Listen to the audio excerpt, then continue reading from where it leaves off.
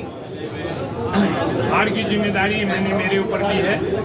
मैं कहीं कम पड़ गया हूँगा, प्रयत्न करूँगा कि उन कमियों को ढूंढने का और फिर से भारतीय जनता पार्टी की नीतियाँ और सरकार के जो काम है उसको चालू।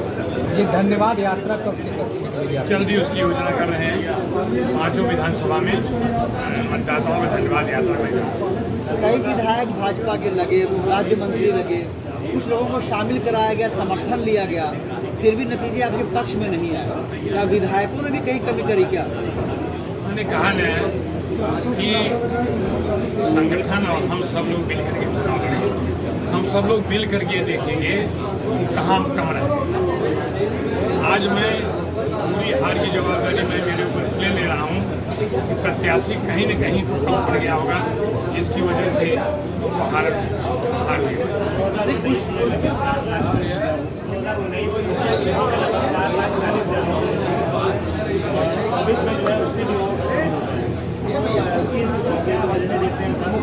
जातिवाद का जहर है। जातिवाद का जहर जो है भारी मीडिया रिपोर्ट भी है कि संगठन के मंत्री विधायक अपनी बूथ को नहीं बचा पाए, इलाज नहीं रहे। उसी बूथ से पूरे संसदीय क्षेत्र की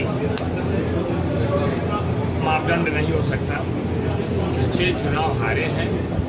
इतना वोट कहाँ से मिला है, कहाँ से नहीं मिला है, उसकी जानकारी सबके पास आ जाएगी। भारतीय जनता पार्टी कोई एक संसदीय क्षेत्र की इकाई नहीं है। भारतीय जनता पार्टी पूरे देश की, हमारी विश्व की सबसे बड़ी पार्टी है। पार्टी इसमें जरूर गंभीरता से लिया है। पार्टी के वर्कर हैं, पार्टी की सिपाही है, पार्टी का जो निर्देश आएगा उसके मुताबिक हम लोग काम करेंगे। की बात इसलिए भाजपा का स्लोगन है जीतो चुनाव, जीतो चुनाव, भाजपा का स्लोगन। बहुत जिम्मेदार लोगों के बूथ से ही हार जाते हैं, चुनाव कैसे देखेंगे ना बूथ पे क्यों हारे या बूथ से क्यों हमको वोट नहीं मिला, इसकी मतलब देखेंगे ना। कम पड़ गए बूथ से, वहाँ के मतदाताओं को नहीं समझा पाएंगे। मतदान तो मतदाता करता है ना। ये तो चुनाव के पहले तैयारी होती है ना, बाद में क्या करेंगे? पहले तैयारी तो हुई थी, कहाँ कमी हुई? तो कमी रहे कहाँ?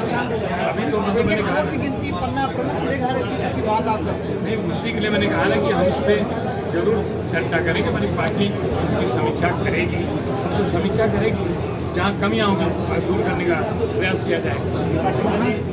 आपने कहा कि 370 जैसे आपने कांग्रेस का, लेकिन कहीं ना कहीं देखा जा रहा है कि बयान आ रहा है ऑर्गेनाइजर आरएसएस की मीटिंग की जाती है, उसमें बयान छपा थी कांग्रेस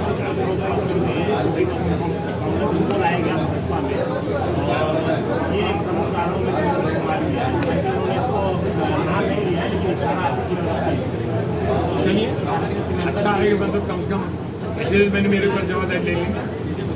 उनका इशारा आने के पहले मैंने मेरे ऊपर जवाबदारी ले ली।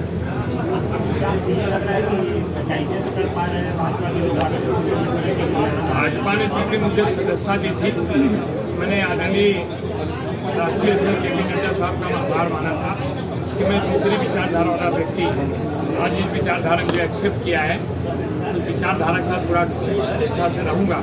ये तो मेरा सौभाग्य था। हम कांग्रेस के कल्चर में थे और मुझे जो लगा उसको मान करके भारतीय जनता पार्टी ने मुझे दिया। मैंने कहा ना मैं कहीं कम पड़ गया हूँ, मैं कहाँ कर रहा हूँ दूसरे लोगों जैसे सब कोई तकलीफ। इस चुनाव में बहुत सारे जो पार्टियां छोड़ करके आए थे, जिन लोगों ने चुनाव लड़ा उसमें अधिकतर हार गए। आप भी उसमें हैं। गलती तो नहीं हुई कांग्रेस छोड़ करके भाजपा में आने की? कोई गलती नहीं।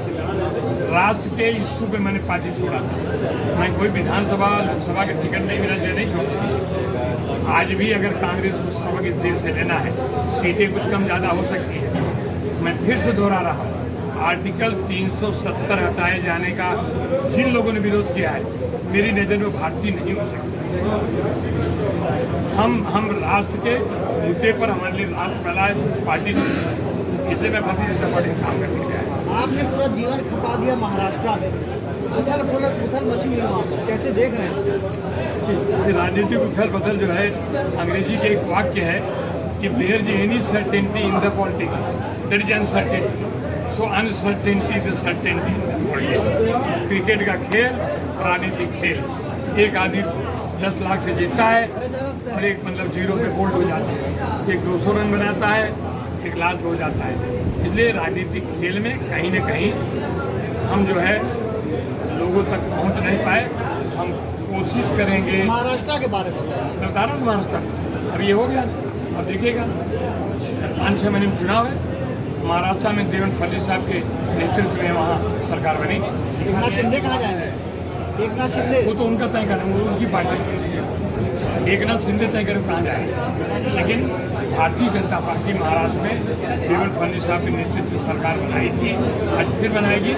जो भारतीय जनता पार्टी के विचारधारा के साथ जुड़ेंगे उनका स्वागत किया जाएगा। अजीत पवार रहेंगे। जो भारतीय अजीत पवार रहेंगे। जनता पार्टी विचारधारा के साथ रहेगा, भारतीय जनता पार्टी उसका स्वागत करेगी। देखा गया कि अजीत पवार से बात की बीजेपी ने 4 सीट के सवाल एक पर उनको जीत कैसे देख रहे हैं? इस समय मुझे बिल्कुल डाइवर्ट मत कीजिए महाराज। मैं जो आपकी राजनीति मैंने कहा जो भी होगा भारतीय जनता पार्टी वहाँ पे देवेंद्र फडणवीस साहब के नेतृत्व में सरकार बनाएगी। ये मेरा अनुभव आज कह रहा है और आगे यही होगा। वहाँ कितनी सीटें? महाराष्ट्र में कितनी सीटें? 288 है। कितनी जीत रहे हैं? जितने सरकार बना के चाहिए उससे ज़्यादा। बिना गठबंधन या अकेले भाजपा? अकेले